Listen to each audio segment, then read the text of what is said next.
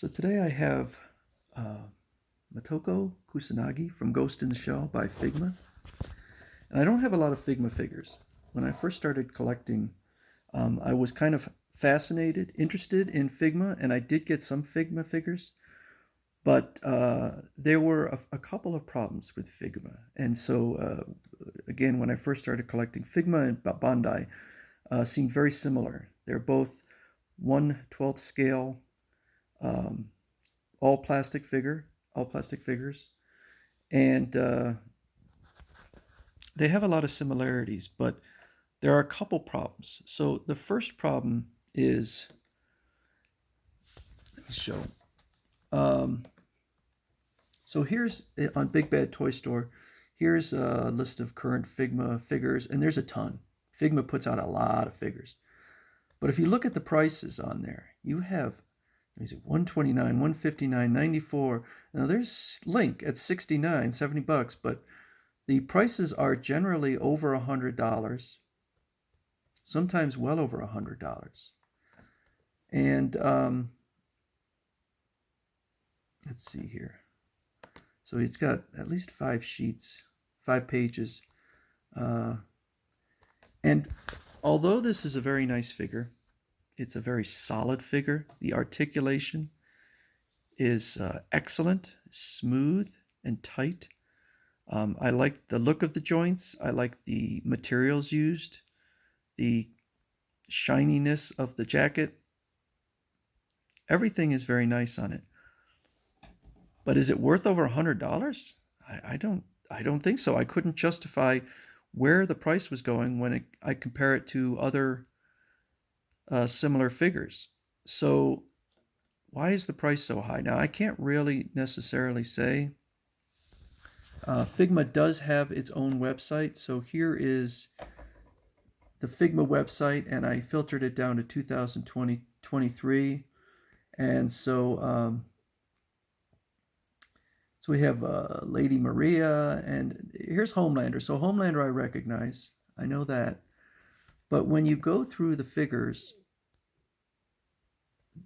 uh, we have some interesting ones. So this is the Easter Island heads, and they have a lot of kind of classic artwork. And then it seems like they have a lot of just generic figures, female body, and if I filter down to 2022, the problem is that with all of their licenses, and Bandai it does this kind of too, but not nearly as much, which is that their licenses are almost all very Japan centric.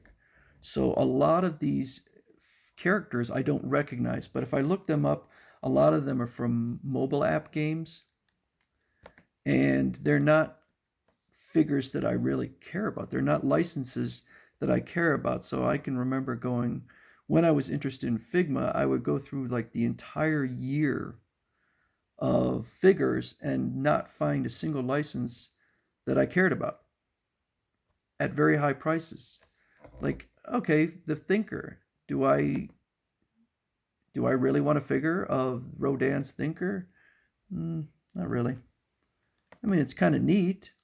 It's different, but I don't really care. And then we have, I don't know who this is, Usada Picoro.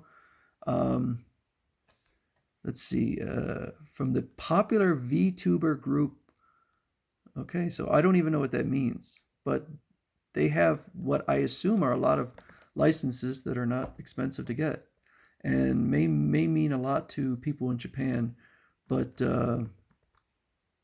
mean nothing to me. So I don't have that many Figma figures for the cost and for the fact that they just don't have too many licenses. I certainly know Ghost in the Shell, so I picked that one up.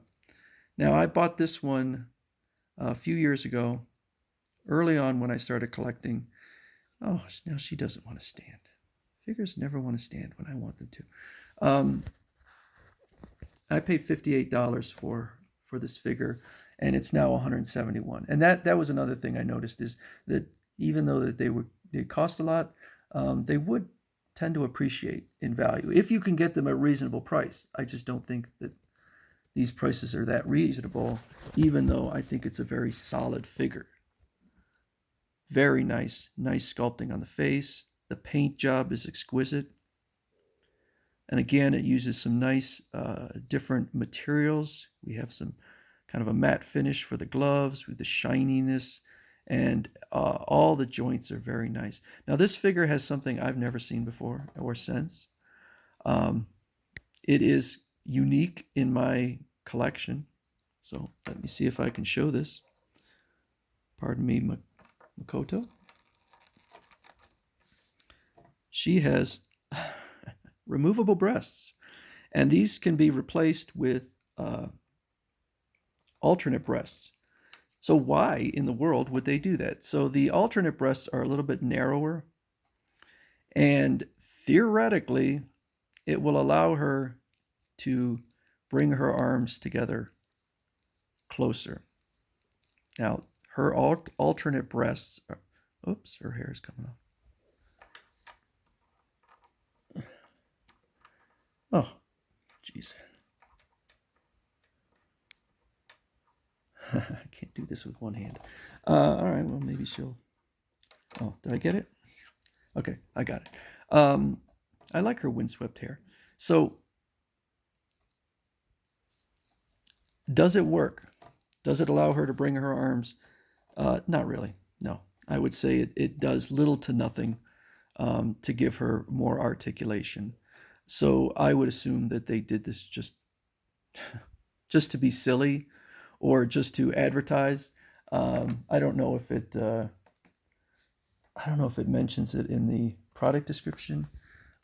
Import from Max Factory, smooth yet posable joints, articulated Sigma stand. So they don't mention the fact that she has replaceable breasts. Flexible plastic. Yeah, no mention of it. So they probably were hoping it would just get passed around by word of mouth rather than advertise the replaceable breasts. But yeah, that's something I've never seen before on a figure. So that's my first of the Figma figures that I own. Again, I don't own a lot because they're just, I think, overpriced.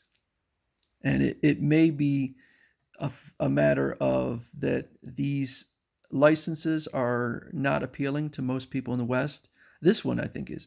But most of them are not appealing. And so given the fact that they're assuming that the audience is small, that anyone who is interested in them would probably pay an inflated price for the figures, because I just don't know who's going to pay those prices for mobile app games that don't have much of a wide release, don't have much of a presence outside of Japan. So that's the Figma Ghost in the Shell figure.